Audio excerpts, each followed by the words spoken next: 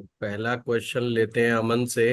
हाँ, अमन बताइए क्या क्वेश्चन है आपका। गुरुजी, मैं बोल रहा हूँ कि डायमंड हम स्क्वायर मतलब राउंड राउंड ही लेना है, फिर स्क्वायर या किसी और कट में भी ले सकते हैं? नहीं नहीं, साइज का मतलब साइज मैटर करता है, जी।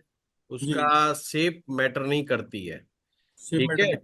जी जहाँ कुछ शेप्स जो ऐसी होती हैं जो थोड़ा प्राइस में कम होती हैं, जी जी शेप का प्राइस पर असर जरूर पड़ जाता है, जिसे जी हम डायमंड कट्स का नाम देते हैं। अगर वो वाली शेप अगर आप लेंगे तो वो प्राइस में सबसे ज्यादा हाई होती हैं, जी है ना। बाकी जो शेप्स होती हैं अदर अदर टाइप की, उनमें प्राइस कम हो जाता है। पर जी एस्ट्रोलॉजिकली शेप का कोई अंतर नहीं होता। जी।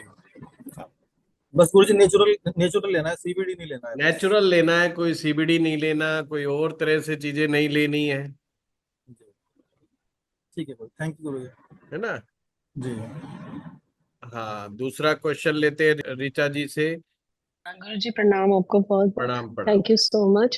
अच्छा जी। गुरु जी, एक बात पूछनी थी। लोग प्रोफेशन के बारे में बहुत पूछते हैं, तो प्रोफेशन के लिए जनरली हमें बहुत सारे प्रोफेशन हो गए हैं आजकल, तो समझ नहीं आता किस मतलब हम क्या देखेंगे, किस तरह से। थोड़ा सा अगर आप बता सकते, थोड़ा ऋचा जी, सा। हाँ। सबसे पहले तो आपने जो बात कही है वो बिल्कुल ठीक है, करेक्ट है। हाँ जी।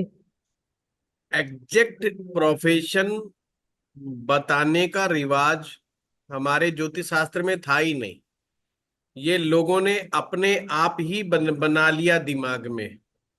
कोई हम्म। ऐसी टेक्निक नहीं है जो ये बता दे ये आदमी कारपेंटर का काम करेगा, या बार्बर का काम करेगा, या ये टीचिंग का काम करेगा। एस्ट्रोलॉजी ओनली रिकमेंड्स, वो एक प्लैनेट्स देती है आपको। उस प्लैनेट से भी कई प्रोफेशन निकलते हैं। अब मान लीजिए किसी के आता निकल करके भाई जुपिटर के अनुसार इस व्यक्ति को काम करना चाहिए। अब जुपिटर में ही दुनिया भर के काम है। हाँ जी। मरकरी का किसी का निकल के आया तो मरकरी में भी बहुत सारे काम है। तो आप हम्म उन्हें ऑप्शन दीजिए। हम्म प्लस सबसे हम्म बेस्ट तरीका ये है जो मैं भी करता हूँ। भाई आप क्या करना क्या चाहते हो। वो कहता है जी हम्म मुझे इलेक्ट्रॉनिक्स की दुकान खोलनी है। हम्म। तो मैं देखूंगा कि इलेक्ट्रॉनिक्स किस प्लेनेट से रिलेट कर रही है, उस ओके। प्लेनेट का पावर क्या हम्म है ना, वो प्लेनेट का हम्म। पावर क्या है क्या नहीं है। ठीक है। उसके अनुसार डिसाइड होगा कि ये प्लेनेट इनके लिए हेल्पफुल है कि नहीं। सेकंड हम्म चीज, व्यक्ति के अंदर का गुण, व्यक्ति के अंदर का नेचर, वो सब चीजें जो है इसको डिसाइड करती हैं। मान लीजिए हम्म किसी आपने बता दिया किसी ग्रह को देख करके कि आप टीचर बन जाओ। हम्म। व्यक्ति ने बेचारे ने कभी सपने में भी नहीं सोचा टीचर बन जाओ। अब वो बेचारा परेशान है। एस्ट्रोलॉजर ने बता दिया, अब उसका मन भी हो गया कि भाई चलो टीचिंग करते हैं। पर उसका हम्म नेचुरल गुण क्या है, हम्म। इसे D10 चार्ट, ओके। दसमांसा कुंडली से हम्म। फाइंड आउट करो कि ठीक। भगवान ने कौन सा ऐसा गुण बना करके भेजा उसके पास जो उसका नेचुरल है। हम्म। कोई भी व्यक्ति अपने नेचुरल गुण के साथ प्रोफेशन में जाएगा, हम्म डेफिनेटली उसको ज्यादा सफलता मिलेगी। उसको हम्म इतना ज्यादा एफर्ट्स नहीं मारना पड़ेगा, इतने ज्यादा स्ट्रगल नहीं करना पड़ेगा। हम्म। मैक्सिमम लोगों को नहीं पता होता कि हमारे जहन के अंदर जो विचार चलते हैं हम्म वो विचार हमारी लाइफ को डिसाइड कर देते हैं। वो सिर्फ ऊपर से बोलते हैं अरे हमने तो ऐसा बोला ही नहीं, हमने तो वैसा करा ही नहीं। अंदर का गुण, अंदर का गुण का मतलब अंदर का विचार, अंदर का थॉट्स, हम्म जिस काम को करने में वो ज्यादा कंफर्टेबल फील करता है नेचुरल, हम्म वो D10 चार्ट आपको बड़े इजीली बता देता है। हम्म। उसके साथ जाएंगे तो सफलता कमाल की मिलती है उस व्यक्ति को। इजी रहता है और सफल भी हम्म हो जाता है वो। अब हम्म सफलता के मायने अलग अलग हो सकते हैं, वो एक अलग चीज है। वो डिपेंड्स ऑन योर ब्रेन, कि आपका हम्म ब्रेन किसको क्या एक्सेप्ट करता है, क्या रिजेक्ट करता है। That's a different story. कोई आदमी 1 लाख रुपए महीने कमा के भी अपने आप को सफल समझ सकता है, दूसरा 10 लाख रुपए महीने कमा के भी सफल हो सकता है ना समझे। हम्म ये डिपेंड्स ऑन उसका ब्रेन, कि वो किस थॉट्स के साथ है। हो सकता है वो पैसे को माने ही ना, हम्म उसे लगे कि लोग जो मान सम्मान कर रहे हैं वो मेरे लिए हम्म बेस्ट अचीवमेंट है, हम्म लोग तारीफ कर रहे हैं लोग। ये भी हो सकता है कि कुछ लोगों को फायदा हो रहा है, वो चीज हो रही है। यानी कि व्यक्ति को कौन सा कर्म करने पर हैप्पीनेस की फीलिंग आ रही है, उसको अपनी डिजायर को फुलफिल होते वो देख रहा है। That's it. इसमें एक बड़ा प्यारा सूत्र है, हम्म कि जो भी बहुत इजी है, कोई भी अप्लाई करके देख सकता है, अच्छे। कि धन कहाँ से आएगा, ठीक है।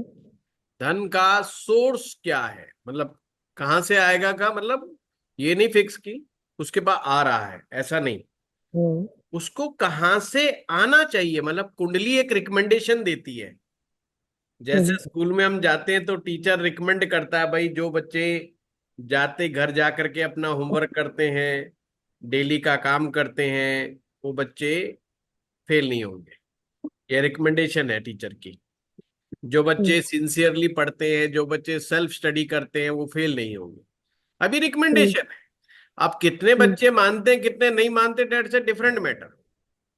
हम्म जीवन के हर पक्ष के बारे में हम्म आपकी जन्म पत्रिका आपको हम्म रिकमेंडेशन देती है।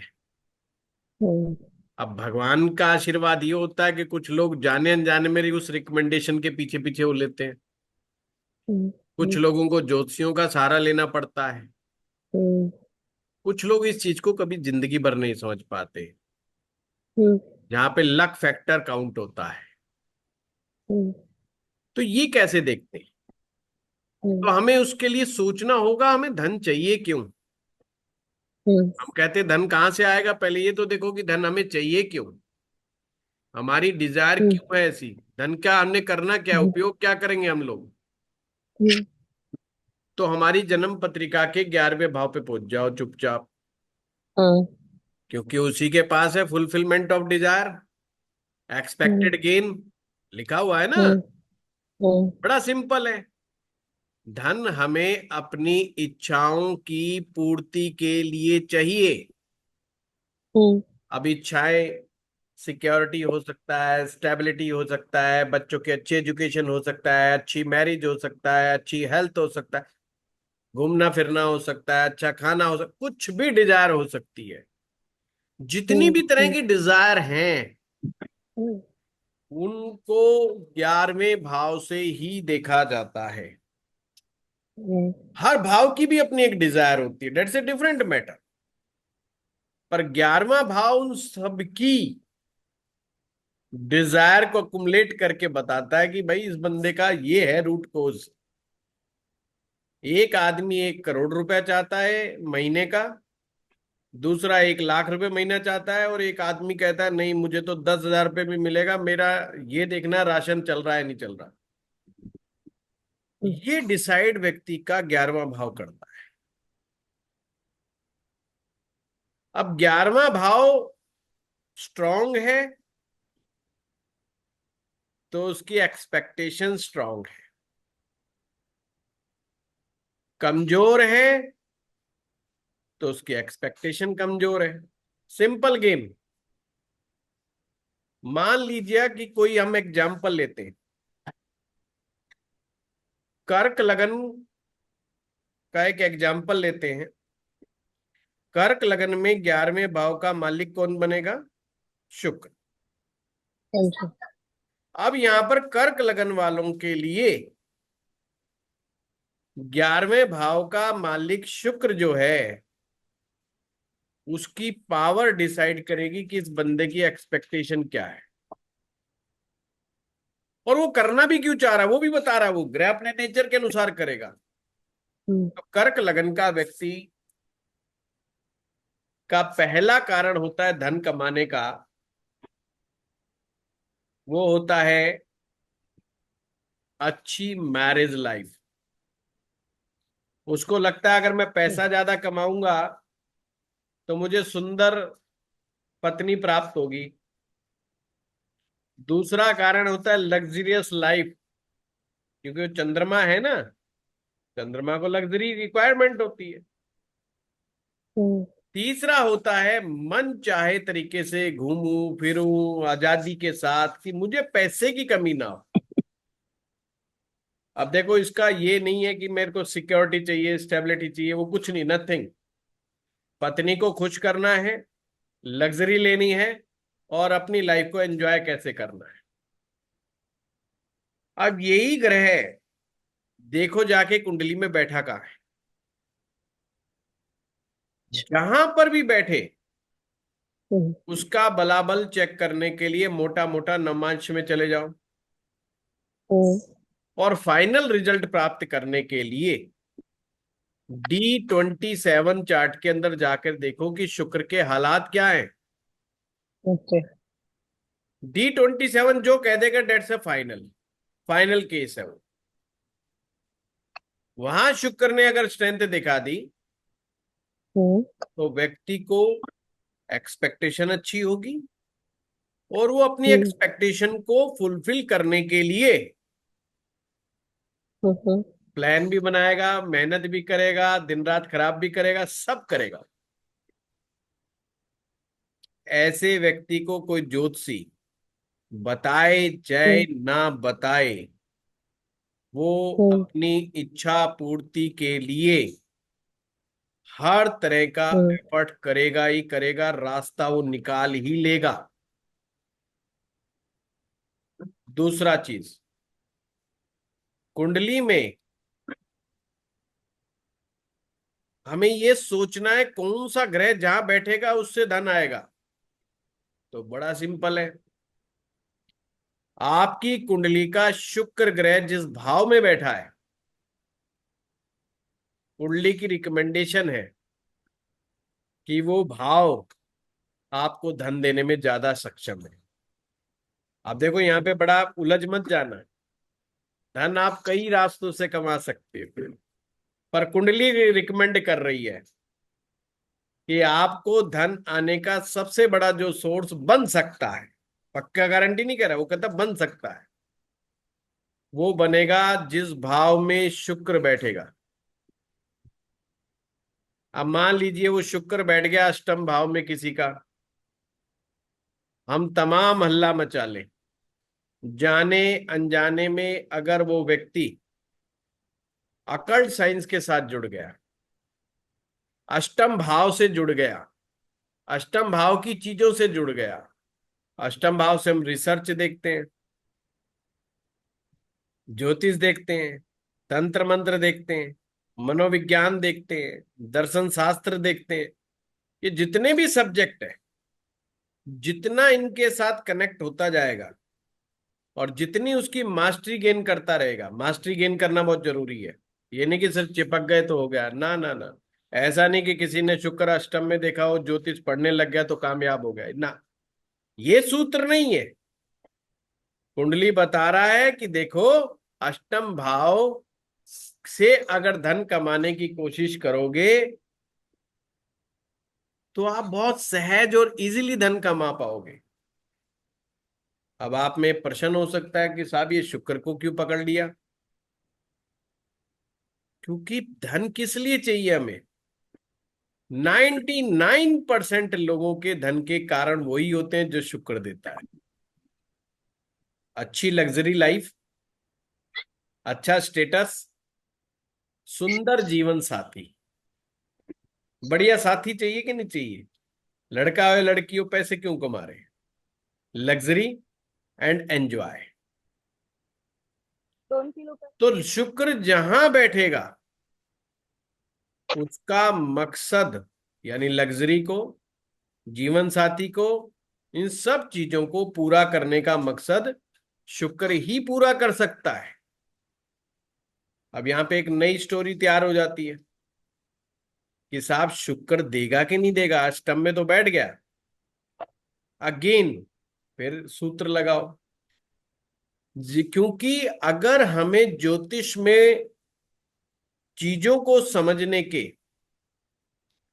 हमारे पास पूरा प्लान नहीं है, पूरे स्टेप्स नहीं है, तो हम एक पॉइंट पे आके रुक जाते हैं। शुक्र ग्रह का डिस्पोजिटर कौन है? तो कर्क लगन का हम एग्जाम्पल लेके चल रहे हैं, तो यहां डिस्पोजिटर बनेगा शनि ग्रह, क्योंकि वो शनि की राशि में बैठा है। हु विल डिसाइड कि शुक्र अपना काम पूरा करेगा कि नहीं करेगा? Who will decide? Dispositor will decide. यानी कि अगर उस कुंडली में शनि ग्रह अच्छा है तो व्यक्ति की इच्छा पूर्ति होने लगेगी। जितना अच्छा होगा शनि, उतनी जल्दी उम्र से ही वो इच्छा पूर्ति करवाने लग जाएगा। अब हमें स्टेप पता चल गए।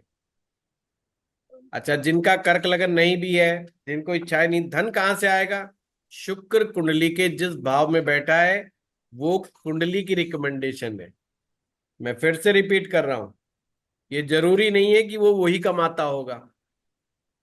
मुझे बड़ी इरिटेशन हो जाती है जब कोई सामने कहता है जी आप ही बताओ हम क्या करते हैं क्या नहीं करते। मैंने कहा जब तुझे ही नहीं पता तू क्या करता है तो मैं कैसे बता सकता हूँ भाई? तो मैजिशियन के पास आया है या एक एस्ट्रोलॉजर के पास आया है?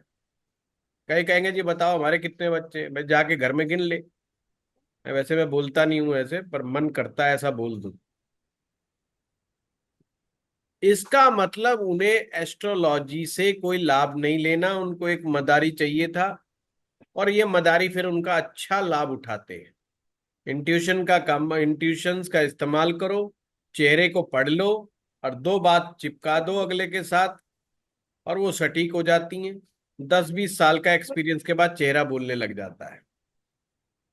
क्योंकि हम लोग ईमानदार हैं तो हम ऐसे बात नहीं करते, क्योंकि हम नहीं चाहते कि हमारी इमेज ऐसी बन जाए कि चेहरा देख के ही बता दो। क्योंकि हम जिस साइंस के साथ हैं वो साइंस ईमानदारी चाहती है, और हम ईमानदारी का पाठ पढ़ा रहे हैं। हम खुद कैसे उसको फॉलो करें फिर? जबकि वास्तविकता ये 90% केस में शक्लें बता रही होती हैं कि इनके प्रॉब्लम क्या है। ये मैरिज से दुखी है कि अपने बिजनेस से दुखी है कि काम धंधे से दुखी है क्या? और आदमी कभी कभी झूठ बोलता है, पहला प्रश्न कुछ पूछेगा, पूछना कुछ और चाहता है। हर लड़का लड़की आते ही कहेगा जी हमें कैरियर के बारे में बताओ, पूछना ये चाहता है कि मैरिज लाइफ के बारे में बताओ।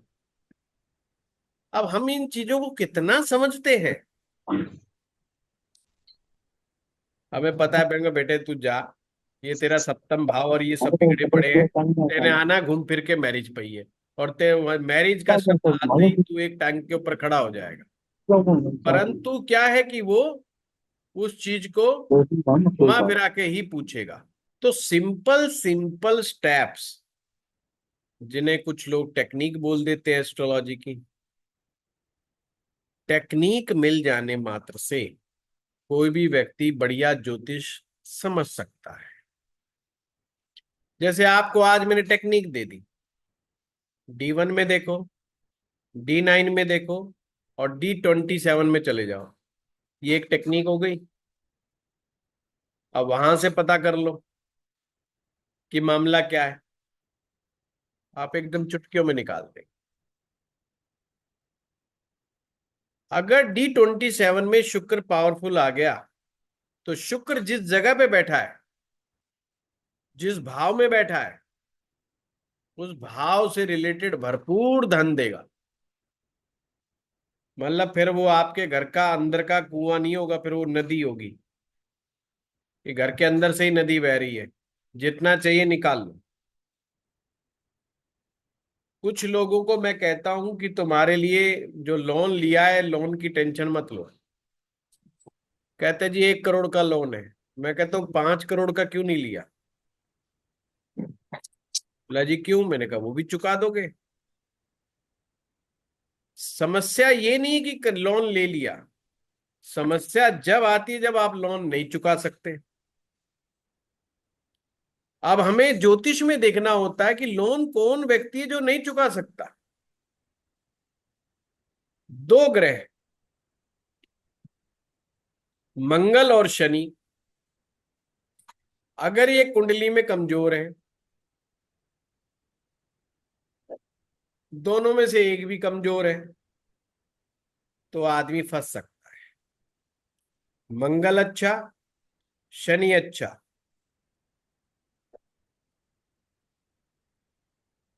तो आप कहेंगे जी आप छठे भाव की बात ही नहीं कर रहे हैं।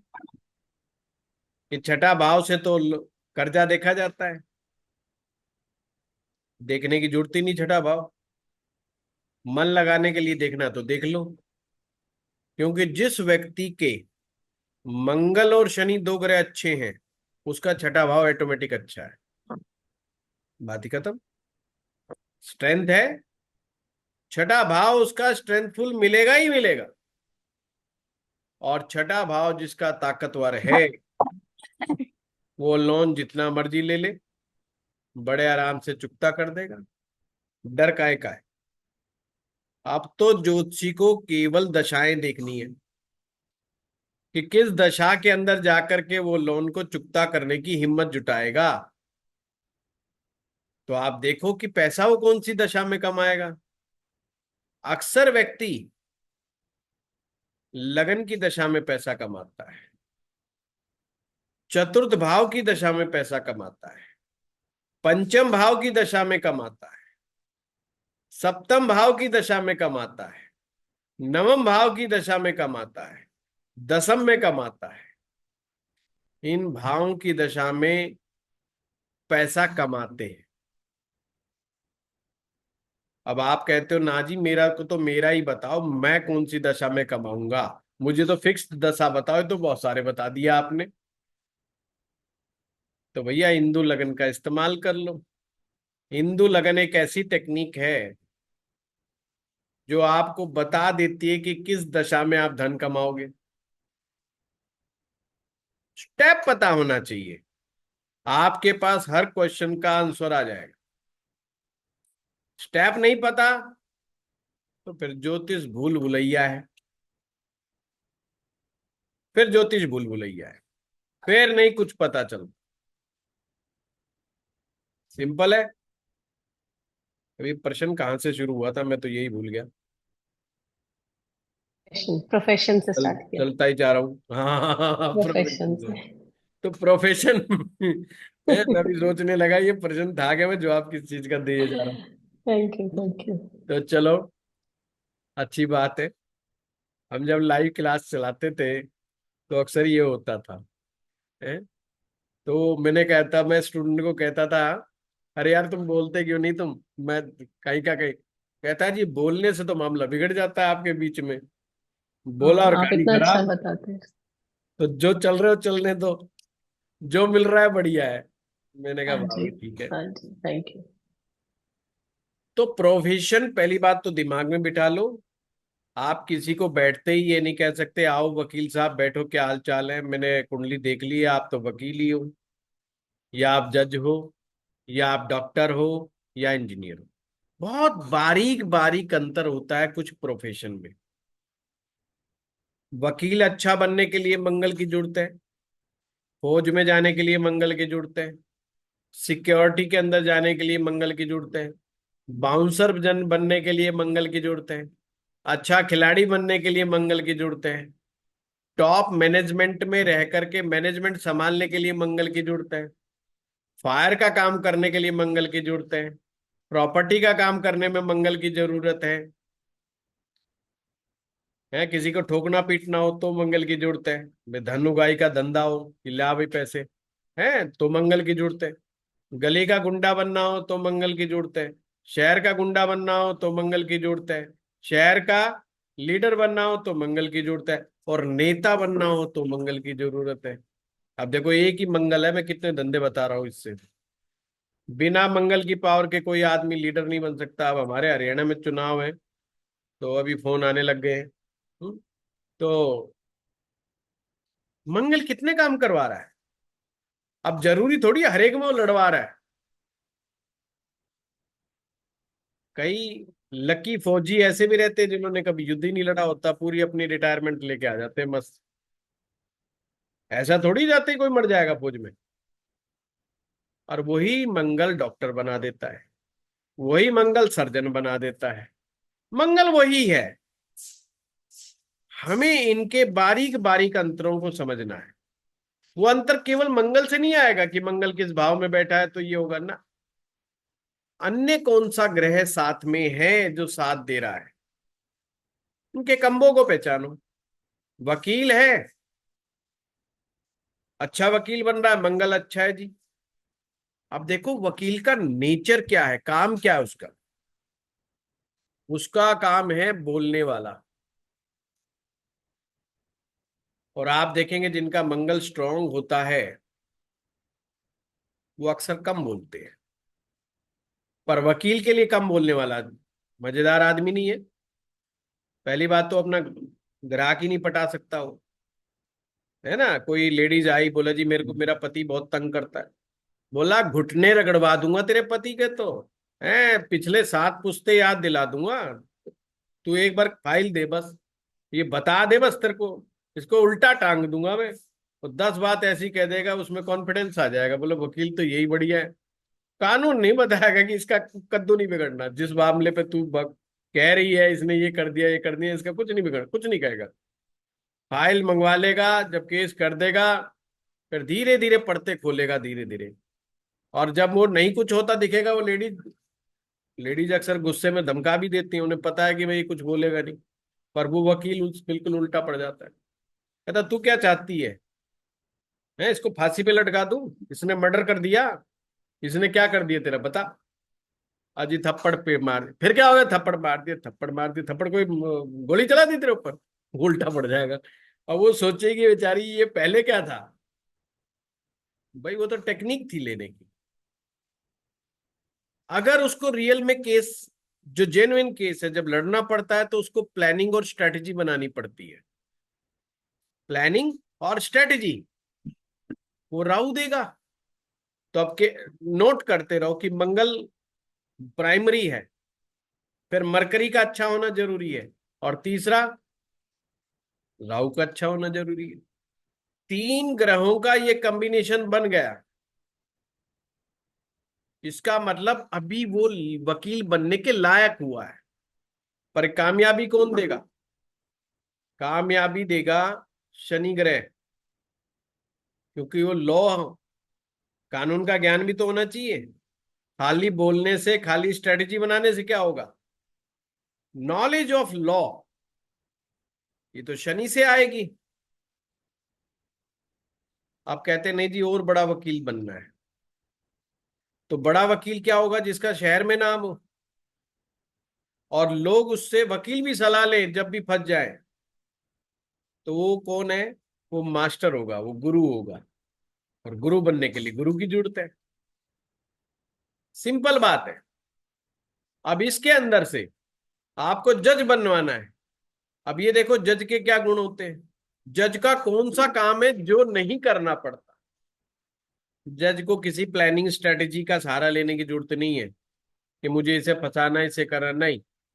उसे देखना है कि बुक में, बुक ऑफ लॉ में क्या लिखा है, according to the book of law उसको काम कर।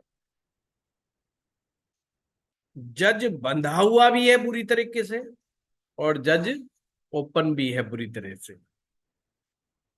यानी वो कानून के अधीन भी है, और बहुत सारे मामलों में जज का डिस्क्रिशन काम करता है। उसको लग रहा है ये चीज ऐसे नहीं ऐसे हो सकती, तो जो डिसीजन देगा फाइनल है। इट्स मीन मामला अथॉरिटी का है। समझते जाओ, मामला अथॉरिटी का है, मामला पावर का है कि जो जो लिख दिया अच्छा ठीक है, जाओ कर लो जो करना है। चक्कर काटते रहो कोर्ट के, करते रहो अपील। मैंने तो कर दिया, जो कर रहा है कर लो। मीन्स ये राजा ही गुण है। राजा ने कह दिया जाओ ये होना चाहिए तो हो जाएगा। राजा जैसे न्याय के साथ बंधा हुआ है, पर वो अपने आप में स्वतंत्र भी है। मान लो किसी राज्य में सजा है किसी गलती करने की 3 कोड़े, और उसके वकील ने कर दी बेवकूफी, या उस व्यक्ति ने जिसको 3 कोड़े लगने उसने कोई ऐसी बात उल्टी सीधी कह दी राजा को, उन्हें कहा ऐसा 3 छोड़ो तो इसके 30 मारो। कहते रहे मंत्री जी 30 की सजा नहीं है। वो एक तरफ देखेगा मंत्री को, हाँ मैं बताऊं कौन सी, 30 मारो इसको। स्वतंत्र भी है और बंधा हुआ भी है। इट्स मीन यहाँ किस चीज की रिक्वायरमेंट है, यहाँ सूरज की रिक्वायरमेंट है। जुडिशरी, जज, जज के लिए सूर्य अच्छा होना चाहिए, गुरु अच्छा होना चाहिए, मरकरी अच्छा होना चाहिए, एनालिटिकल पावर, एनालिसिस करने की, सीन को समझने की, सिचुएशन को समझने की पावर बुध से आ रही है। यहां ना तो मंगल की जरूरत है ना राहु की जरूरत है। अब अंतर समझ में आ रहा है वकील का और उसका। शनि की जरूरत दोनों में है, क्योंकि नॉलेज ऑफ लॉ दोनों में रिक्वायर्ड है। जब नॉलेज ऑफ लॉ की बात आए तो शनि को देख लो। तो दोनों ऐसे व्यक्ति हैं, वकील भी जज भी, जिनको नॉलेज है लॉ की। शनि इन्वॉल्व कर लो।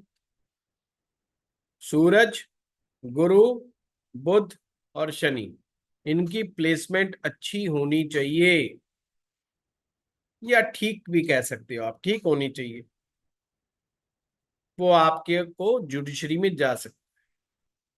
बहुत सारे वकील आपके पास आएंगे और कहेंगे क्या मैं जुडिशरी में जा सकता हूं। तो आप देखो कि कौन कौन सी चीजें जो एक्स्ट्रा है वकील के पास नहीं चाहिए और जज के पास चाहिए। वकील को अच्छे सूर्य की आवश्यकता नहीं है, उसको नेम फेम से ऐसे मत तोलो है। उसका उससे कोई बहुत ज्यादा संबंध नहीं है। सूरज, सूरज आत्मा है आप, और आत्मा की सुनने लग गया वकील तो बेचारे का काम नहीं चलता। ठीक है ना। पर जज को तो अपनी आत्मा की आवाज पे भी गौर देना पड़ेगा। यार इस कसूर वाला आदमी है नहीं, इसको मैं जेल में कैसे सड़ा दूं। अगर मेरे सामने साक्ष्य आ गया है कि ये निर्दोष है, तो उसकी आत्मा एकदम बोलना शुरू कर देती है, यार नहीं इसको छोड़ो, इस आदमी, इसको गलत फंसाया जा रहा है। एंड जज हेल्प करता है उस मैटर में। वकील को कोई इस बात की चिंता नहीं होती। वो कहता है मेरा मुवक्किल क्या कह रहा है, वो मुझे कितना पैसा दे रहा है, सारा खेल मैं इसी के ऊपर बनाऊंगा। तो आगे ना प्रोफेशन, छोटी छोटी चीजों से प्रोफेशन डिसाइड हो जाएगा। अब कोई कहता है जी मैं तो कोर्ट के अंदर क्लर्क हूं। अरे बुद्ध देखो, क्लर्क के लिए बुद्ध है, पर जज जितना पावरफुल बुद्ध थोड़ी चाहिए। आप टेंशन में आ गए, अरे यार बुद्ध तो अच्छा नहीं है, बुद्ध तो अस्त पड़ा है। पर सूरज के साथ है, अस्त पड़ा है सूरज के साथ है, कोई दिक्कत नहीं, क्लर्क बन सकता है। अरे उसको जज का दिमाग थोड़ी चाहिए उसके पास। हम डिफरेंशिएट नहीं देख कर पाते कई बार। कोई आदमी कहता है जी मुझे सिपाही बनना है। आपने देखा ना, मंगल उच्च का है, ना सौग्रही है, ना दसम में बैठा है, ना तीसरे में बैठा है, थोड़ा कमजोर है। आप ये क्यों कह रहे हो कि आपको सिपाही नहीं बन सकते? यह आपकी गलती है। अरे उसने कौन सा जाके बंदूकें ढाई ढाई करनी है, उसने कौन सा क्रिमिनल के पीछे भाग करके गोलियां चलानी है? एटीएस में जाना है, वहां देखो ये गोलियां चलाएगा। एनकाउंटर स्पेशलिस्ट बनना है, गोलियां चलाएगा। वहां मंगल की निहायत आवश्यकता है। जरा सा भी कमजोर मंगल उसको उस डिपार्टमेंट में जाने से रोक देगा, क्योंकि वहां तो कहानी यही है, निपटा दो, उठा दो, लटका दो, ऊपर पहुंचा दो। वहां तो डिस्कशन आपस में ही होता है ना। वहां इस बात का जश्न मनाया जाता, बोला आज तो 3 टपका दिए। ऊपर से ये था कि भाई इनको टपकाना है, टपका दिया। आतंकवादी थे 3, उड़ा दिया। उनको शाबाशियां मिल रही, बिल्ले मिल रही। Who will decide it? गुंडे का मंगल भी स्ट्रांग है, और वो दाएं दाएं करने वाले पुलिस का भी जो है मंगल स्ट्रांग है। क्या डिफरेंस पैदा करोगे आप? ये डिफरेंस पैदा करना जिस दिन सीख जाओगे उस दिन प्रोफेशन भी निकल आएगा। वो ज्यादा बड़ी प्रॉब्लम नहीं है। गुंडे का मंगल कैसा होगा? स्ट्रांग तो होगा ही होगा। आप जो रहे हो जी मंगल, अरे बिना मंगल की पावर के गुंडा बनेगा कैसे?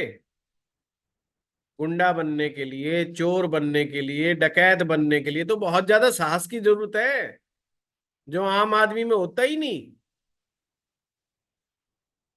लव मैरिज करने के लिए बड़े साहस की जरूरत है। हम जिनको गलत समझ रहे हैं, वो साहस पैदा करने वाला ग्रह तो मंगल ही है। वही वकील बना रहा है, वही बढ़िया डॉक्टर बना रहा है मंगल, वही दाएं दाएं करने वाला पुलिस वाला बना रहा है, और वही मंगल गुंडा बना रहा है। पर कौन सा मंगल, किस प्रकार का मंगल गुंडा बना देगा आपको? किस प्रकार का मंगल गुंडे से नेता बना देगा? कौन सा मंगल क्या कर देगा? यही तो प्रैक्टिस का पार्ट है। ये तो पब्लिक सिखाएगी ना। और पब्लिक जब सिखाएगी जब हर चीज को आप सीरियसली देखोगे। लोग बड़े खुश होते हैं जी, हम फलाने के पास गए थे, कुछ पैसा नहीं लेते, शौकिया तौर पे बड़ा देखते हैं। प्रोफेसर है वो, क्या करते हैं? टीचिंग करते हैं। अच्छा, पैसा नहीं लेते जी, शौकिया करते हैं। शौकिया करते हैं का मतलब उसके बाद प्रैक्टिस नहीं है। आप उसकी बात को फॉलो कर रहे हो। उसको बीमारी बतानी आती है पर बीमारी को मैनेज करना नहीं आता। जो बात आप जानते हो इतनी ही बात वो आपको बता देगा, क्योंकि वो बेचारा अपनी सेल्फ स्टडी कर रहा है किताबों से। उसके पास वास्ट एक्सपीरियंस नहीं है। एक आदमी दिन में रोज 5 कुंडलियां देख रहा है, 10 कुंडलियां देख रहा है। एक आदमी 5 दिन में 1 कुंडली देख रहा है। एक आदमी के पास उसके यारे प्यारे आ रहे हैं, रिश्तेदार आ रहे हैं सिर्फ। और सिंपल सी बात है, जो फ्री में देख रहा है उस पर आप दोष भी नहीं दिखा सकते। काहे की दोष? भाग यहां से, तेरे से कौन सा पैसा ले रहा हूं। नमन करके उसकी हर बात माननी पड़ेगी, स्वीकार करना पड़ेगा। गलतियां कर लोगे तो गलती की बात भी नहीं कह सकते, क्योंकि आप एक ऐसे डॉक्टर के पास चले गए जिस डॉक्टर के पास कोई एक्सपीरियंस नहीं है। ऐसे ही थोड़ी कहा जाता है कि एक डॉक्टर 40 साल की उम्र के बाद बनता है। तो भाव लें क्या? बेचारा 5.5 साल कोई बेचारे ने खेती में, वो खेती थोड़ी करी है उसने। 5.5 साल बेचारे ने अपनी डॉक्टरी में बिताए हैं। फिर उसको अंडरशिप के लिए भेज देते हैं, फिर उसको आगे 3 साल और भेज देते हैं, और फिर भी बनने के बाद, एमडी डॉक्टर बनने के बाद भी उसको एक सीनियर डॉक्टर के अंडर में रख देते हैं।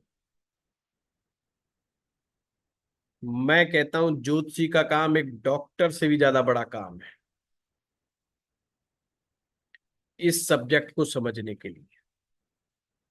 वहां तो अच्छी बात है कि एलोपैथ में चले गए तो दवाइयां ही 10-12 रह जाती हैं एक एमडी के पास। पर आपके पास तो बहुत बड़ा फील्ड है, आपको तो हर चीज देखनी है। आप किसी चीज के लिए मना ही नहीं कर सकते।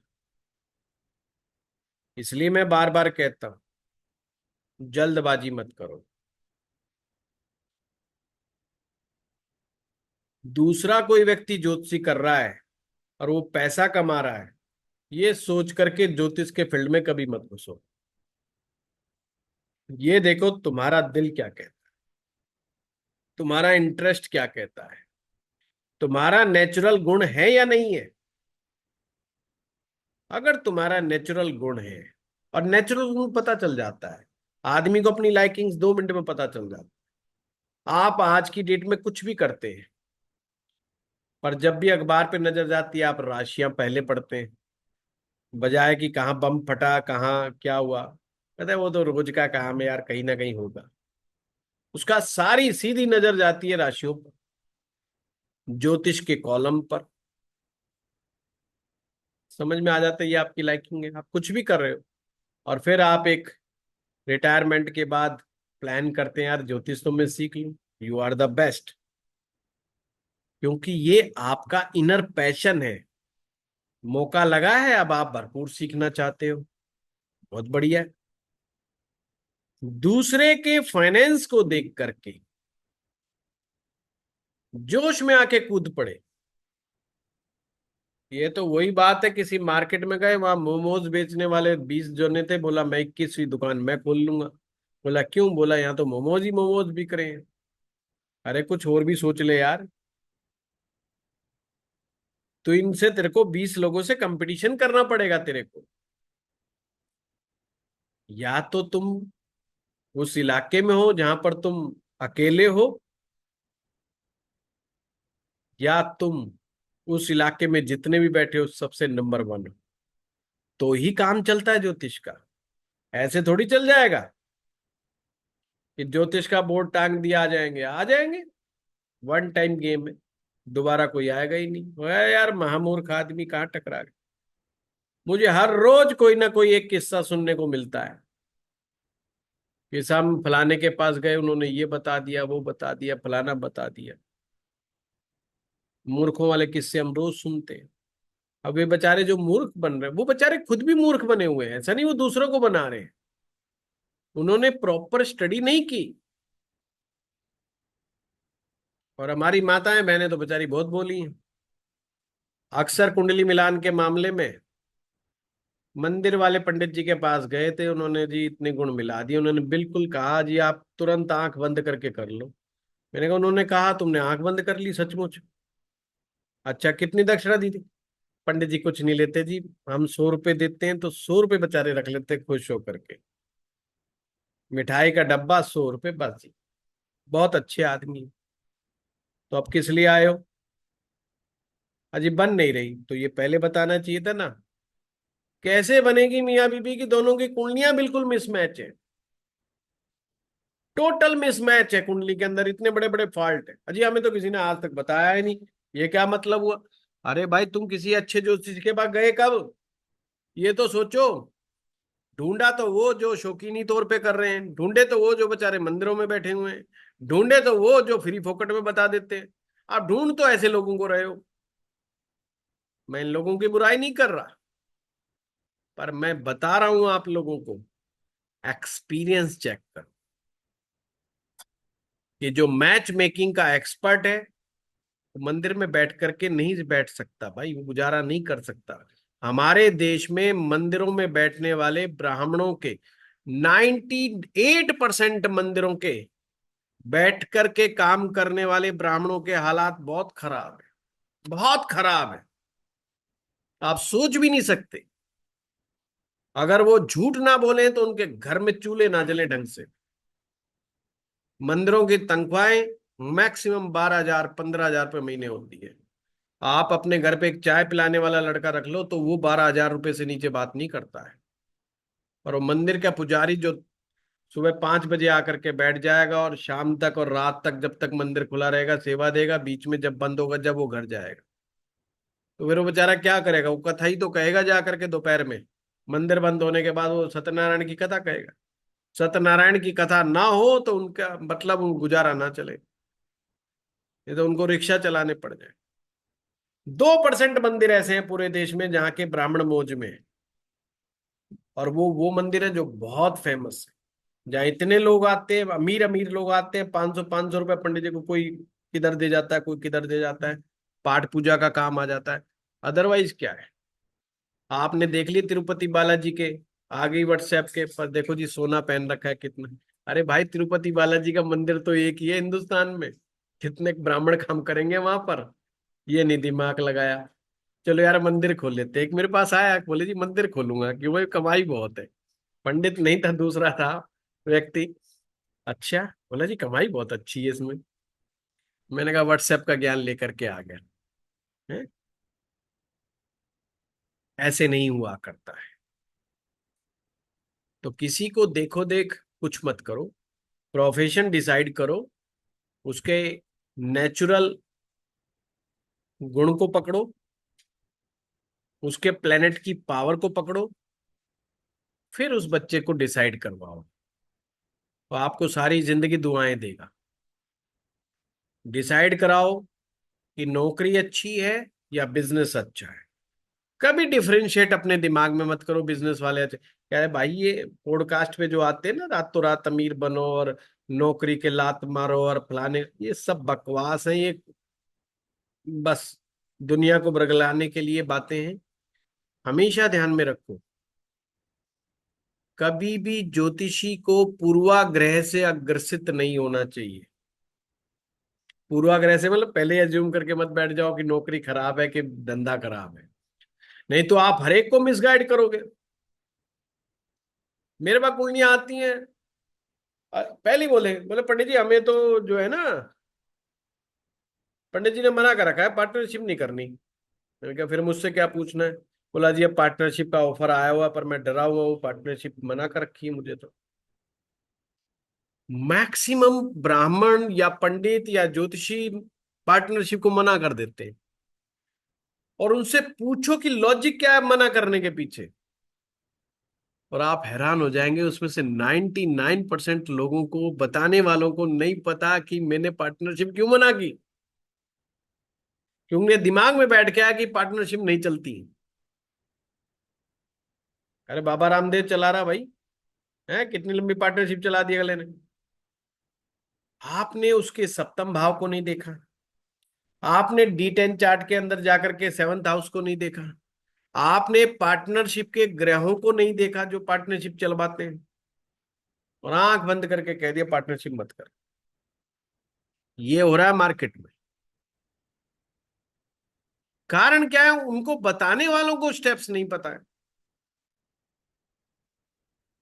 अरे कोई तो होगा जो पार्टनरशिप चला लेगा, या ऐसे सारे ही वो पार्टनरशिप नहीं चला सकते। पार्टनरशिप चलाने के लिए खुला दिल चाहिए, बड़ा दिल चाहिए, बड़ी सोच चाहिए। कोई इस मामले पे देखता ही नहीं। छोटी सोच, छोटा दिल, किसी भी तरह की पार्टनरशिप में आगे नहीं बढ़ सकता। No and never. अजी उसने तो 10 रुपए गल्ले से निकाल लिए जी, वो बेईमानी करता है, मैं खाना खाने आता हूँ पीछे से गन्ने का जूस पी जाता है जी, वो तो मेरे को तो जूस भी नहीं मिलता जी, मैं तो पार्टनरशिप अलग करूंगा। छोटे छोटे मुद्दों पे लोगों की पार्टनरशिप फेल हो जाती है, छोटी छोटी बातों पर पार्टनरशिप फेल हो जाती है।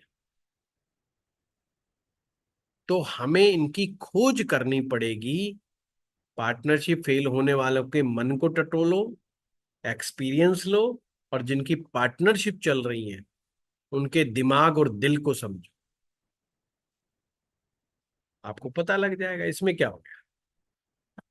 हाँ सुनीता शर्मा जी। प्रणाम गुरुजी। प्रणाम। गुरुजी मैं पूछ रही थी कि जब हम कोई ग्रह को शिफ्ट करते हैं अ, वर्ष फल में चाहे ऐसे, तो क्या उस ग्रह का भी ये देखेंगे कि उसके बुनियाद में कौन सा है, या कोई सा ग्रह का दृष्टि पड़ रही है, या वो किसी ग्रह पर दृष्टि, ये सारी चीज देखेंगे जब हम शिफ्ट करेंगे तो? नहीं, क्या क्या देखेंगे ग्रह का?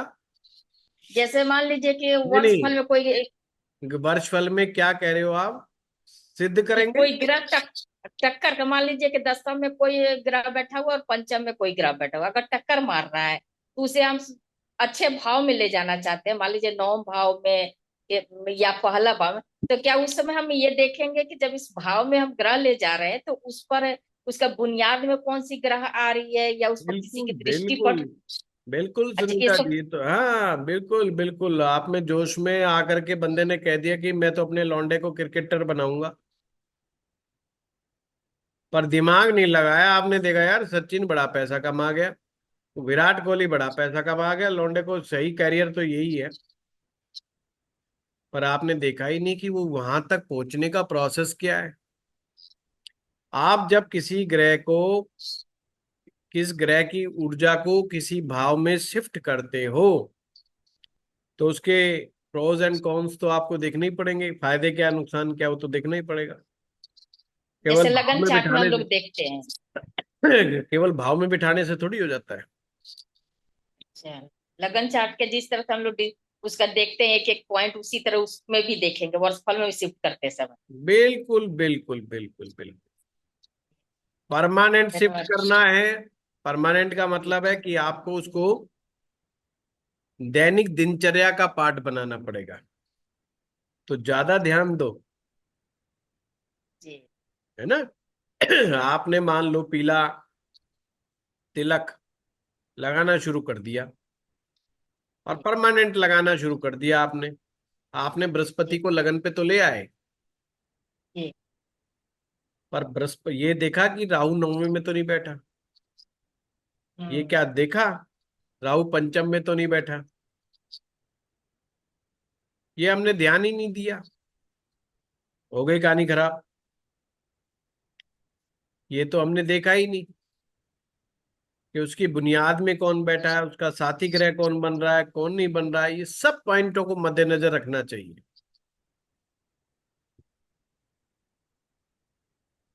ठीक है। और धन्यवाद। किसका, हाँ रेनू दुबे जी। राम गुरु जी। प्रणाम। गुरु जी, अष्टम का शनि आपने बताया अष्टम का बीमारी भी देता है। अष्टम का शनि बीमारी भी देता है, लंबी लंबे उम्र के साथ समय बीमारी। तक चलने वाली बीमारियां। तो ये सीवियर बीमारी भी दे सकता है गुरु जी। लंबे इसके समय साथ में वही वही सूर्य बुध भी चलती है। बैठे।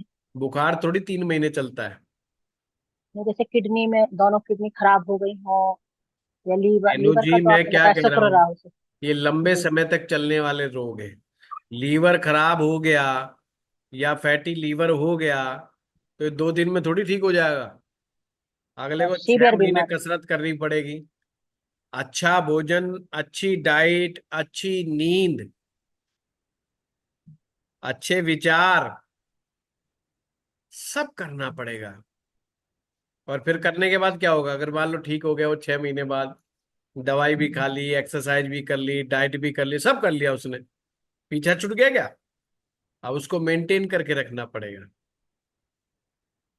तो जितने भी बीमारी ऐसी हैं जिनको मैनेज किया जाता है या मेंटेन किया जाता है, यानी कि मैनेज करना, जैसे शुगर हो गई, मैनेज करो। अच्छा कब तक करनी है मैनेज, मतलब जिस दिन शुगर आ शुगर गई भी 80 और खाने के बाद आ गई 120 130, उस दिन के बाद तो हम आलू के परोंठे खा सकते हैं ना। हैं बढ़िया चाप के सोएंगे मस्त, चाउमीन बर्गर खा सकते हैं। अब जो यहाँ पर जिनको डायबिटीज है वो समझ रहे हैं इस बात को, नहीं खा सकते। बिल्कुल ठीक हो गई, डॉक्टर ने भी कह दिया हाँ भाई अब तो देखो तुम्हारा वो जो है 3 महीने वाला रिपोर्ट है वो भी ठीक आ गया, अब तुम जाओ एंजॉय करो, अब मोमोज खाओ जाके। डॉक्टर कहेगा देख नमस्कार। यहां तक ले तो आया, खबरदार, जो नियम तेने अब तक पकड़े हुए हैं एक भी गड़बड़ कर दिया तो फिर आना पड़ जाएगा, और अगली बार बाबूजी बचाना मुश्किल हो जाएगा, बदमाशी मत कर दियो। इसे ही लॉन्ग टर्म कहते हैं। शुगर के दोनों साथ किडनी आदमी खराब। जी तो सकता है 20 साल 30 साल 40 साल, वो मामला नहीं है। पर जितना बनाना, मैनेज करना होगा पूरी लाइफ लॉन्ग, मेंटेन करना पड़ेगा। जब वो ठीक हो जाए तो उसको मेंटेन भी करना है, मैनेज करने के बाद, ठीक होने के बाद मेंटेन करना है। वो अष्टम भाव से आती है और ग्रह होता है उसका शनि। साथ में सूर्य बुध भी बैठा हो। है साथ में सूर्य बुध भी बैठा हो। उससे नहीं, अभी तक आप बैठे बिठाए के ऊपर ये भी सोच रहे हो अभी, है ना। अब क्या वो जो जैसे आप दे दिया नहीं गुरु मैंने जी। अष्टम का भाव और शनि ग्रह। हाँ ज्ञान अ, उपाध्याय। धन्यवाद। गुरु जी प्रणाम। प्रणाम। गुरु जी 3 बातें हैं। प्रश्न तीसरी बात में है। पहली बात, आप मेरे लिए रबड़ी की वो दुकान है जिसे मैं हर समय खाना चाहता हूँ, पर है ना ईश्वर मुझे हर रविवार में एक बार मौका देता है कि आज एक कटोरी खा पाएगा, वही खा के संतुष्ट होना पड़ता है। और गुरु जी मेरे पास बहुत सारे प्रश्न आपसे पूछने के लिए, पर अभी पर है ना कैसे सारे पूछ पाऊं ये समझ नहीं आ पाता। एक एक ही तो पूछो, एक ही पूछो। एक प्रश्न सोचना चुनना पड़ता है कि है ना क्या पूछूं। तो हम्म, आज का मेरे पास जो प्रश्न है वो ये है। अ, आपने ना एक बार कहा था आपकी क्लास में कि पत्रिका में कोई ग्रह बहुत शुभता लिए हुए है। अगर आप उस ग्रह के विपरीत मतलब उसके कारकों के विपरीत कोई कार्य करेंगे तो वह ग्रह खराब हो जाएगा। बिल्कुल। और तो ठीक क्या इसके विपरीत भी कोई ग्रह बहुत खराब स्थिति में है और अगर आप उसकी शुभता उसकी कारकों के की शुभता के साथ काम करेंगे तो वो ग्रह क्या अच्छा हो जाएगा। बिल्कुल बिल्कुल एग्जैक्टली यही चीज है। तो गुरुजी मतलब मैंने है ना मेरे को ना दो पत्रिकाएं मिली थी। कुछ समय पहले मेरी नजर में एक पत्रिका आई थी। उस व्यक्ति के केंद्र भाव में त्रिकोण भाव में लगभग लगभग या तो स्वग्रही ग्रह थे या तो जो अच्छी पोजीशन में बैठे थे। पर वो व्यक्ति इतनी दयनीय स्थिति में था मतलब इतने कर्ज की स्थिति में था वो परेशान बहुत था। मैं बड़ा परेशान हो गया था कि मेरे मतलब कि जितना मैंने सीखा है कि यार इतनी अच्छी पत्रिका होने के बावजूद भी ऐसा व्यक्ति परेशान कैसे हो सकता है। गुरुजी इसका ठीक उसके इसका विपरीत इसका इसका मैं आंसर स्वयं सिंपल है। ज्ञान अभी आपको बहुत सीखना बाकी रह गया। हाँ हाँ जी बिल्कुल बिल्कुल। अगर ए, D1 चार्ट में देख करके अपने ये प्रश्न है अभी, तो समझो अभी हमें वैदिक ज्योतिष नहीं आया। जी जी कितना जी जी आया जी। है? मात्र इंट्रोडक्शन हुआ है। हाँ हाँ हाँ गुरु जी बस चेक कर रहा हूँ अभी चेक भी नहीं पाया हूँ। जैसे नीच भंग देखते हैं वैसे ही उच्च भंग भी होता है। अच्छा जी। जैसे नीच भंग होता है वैसे उच्च भंग हो जाता है। जी उच्च भंग होने के चांस बहुत ज्यादा हैं। जी जी जैसे नीच भंग होने के चांस बहुत ज्यादा है, जी सही उच्च ग्रह का योग भंग होने के चांस बहुत ज्यादा है। जी इसीलिए लोग कंफ्यूज हो जाते हैं, क्योंकि हम वो बहुत डिटेल में नहीं पढ़ते। सबने जी कहा जी कि गुरु चौथे भाव में उच्च का हो गया कर्क राशि में, जी हमने तो कर्क में भी बिठा दिया, गुरु को वहां भी बिठा दिया। आगे का प्रोसेस क्या है?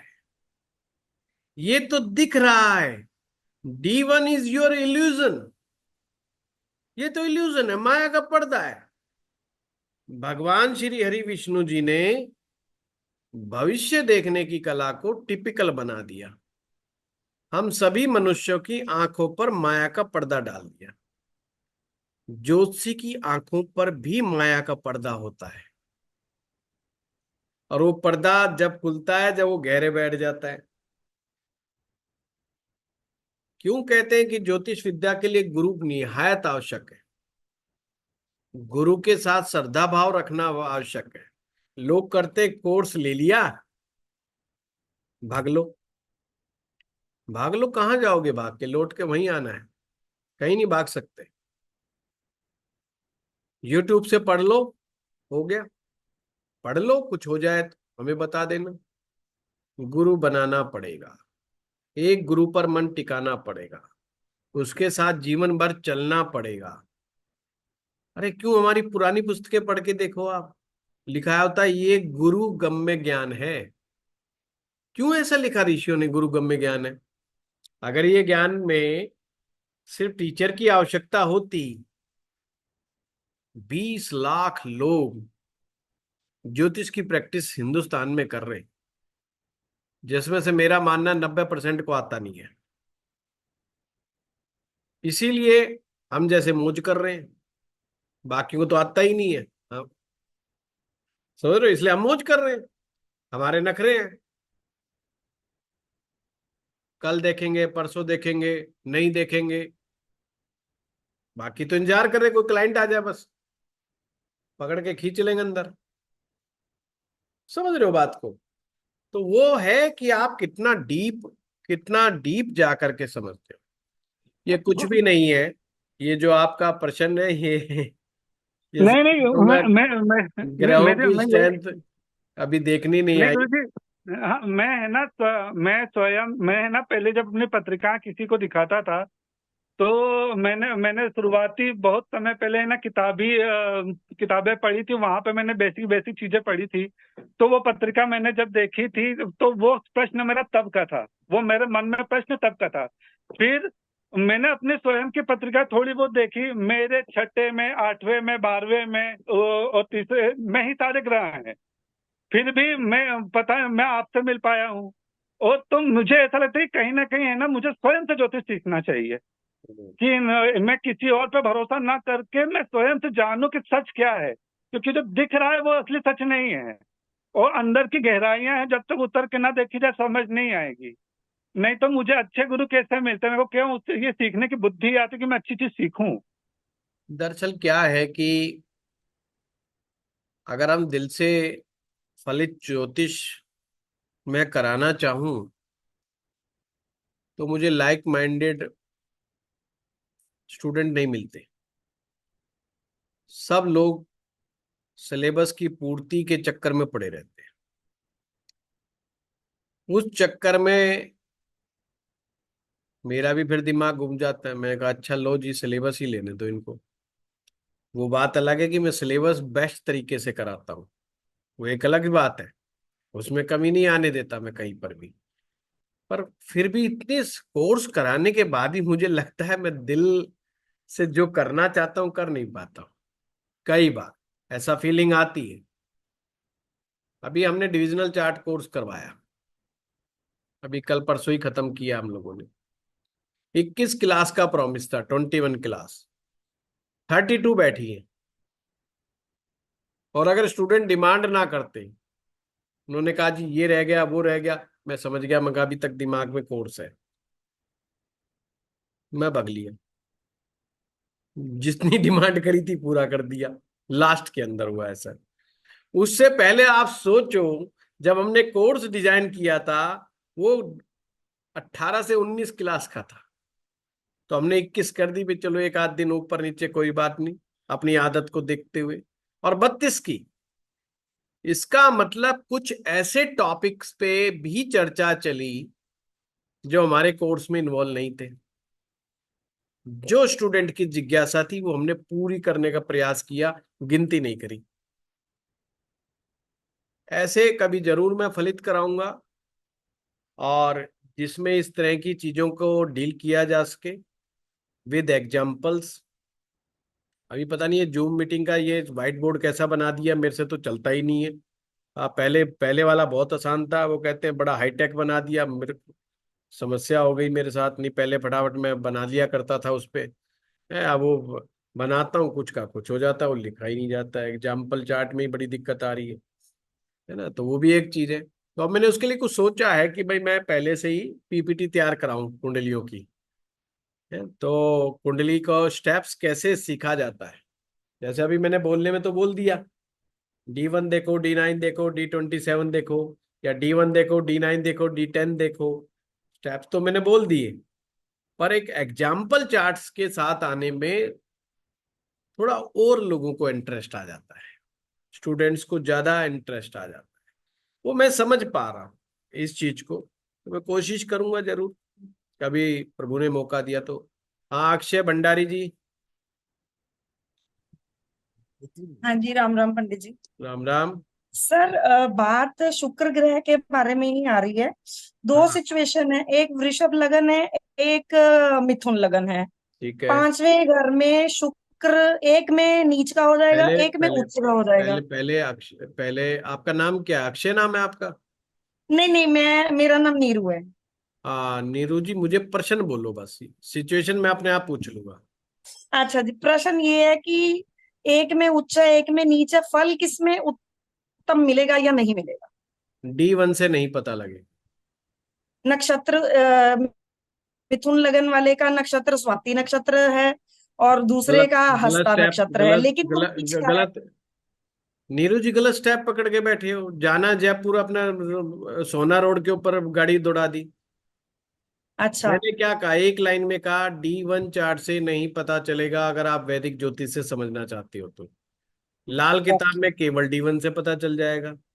लाल नक्षत्र किताब में का केवल इसमें D1। कोई रोल नहीं है। ठीक है जी। एक शुक्र ग्रह, एक में उच्च का बैठा है, एक में नीच का बैठा है, इसमें नक्षत्र क्या करेगा? अच्छा। हाँ हाँ, इसमें नक्षत्र क्या करेगा? इसमें तो आपने देखना है कि शुक्र की स्ट्रेंथ किसमें है। जो नीच वाला है, क्या नीच भंग हो रहा है उस शुक्र का? ओके। उसको D1 में जाके देखो, उसको D9 में जाकर के देखो, दोनों ओके। में देखो कि क्या कंडीशंस आ रही हैं। फिर राशि ओके। तुल्य नवमांश, नवमांश तुल्य राशि, इस सूत्र को लगा करके देखो। ठीक है, D9 जैसे में भी सूत्र नीच का ही लगाओगे, बैठा है। जैसे उस सूत्र को लगाओगे, एकदम क्रिस्टल क्लियर हो जाएगा, उच्च और नीच का वहम ही खत्म हो जाए। ठीक ठीक, मतलब उच्च नीच का इतना कोई मायने नहीं रखता। क्यों नहीं रखता? मेरे से झूठ क्यों बुलवा रहे हो इतवार के दिन? अब ठीक रखता है, है। मैंने कब कहा? हम्म। मैंने ये कहा इल्यूजन है, चेक करो कि ये उच्च वाला उच्च का है या नीच या वाला नहीं नीच का नहीं। है, मतलब रिजल्ट है या नहीं आ रहा है, क्या आ रहा है, क्या दिखा क्या रहा है, ये उसकी खोजबीन करनी है। अब किसी के सर में दर्द हो जाए, इसका मतलब थोड़ी ना सर में कैंसर आ गया। खोज करनी पड़ेगी सर का दर्द किस लिए हुआ है। ऐसे ही ज्योतिष में खोज करनी। ऐसे रखे रखे मिल जाए तो अरे बाजे बाजे, फिर हमें 10-15 साल लगाने की जरूरत ही क्या थी? है, फिर तो कब के बल्ले बल्ले हो चुकी होती है, तो बच्चा फिर बच्चा घर में ज्योतिषी बन जाता। ऐसा जो थोड़ी। धन का आगमन है उसका कैसे निष्कर्ष निकाले? धन वाला मामला तो धन से ही पूरा होगा जी, फिर तो ऐसे थोड़ी बताएंगे हम। हैं? चलिए, आप सभी का बहुत बहुत धन्यवाद, टाइम हो गया। धन्यवाद।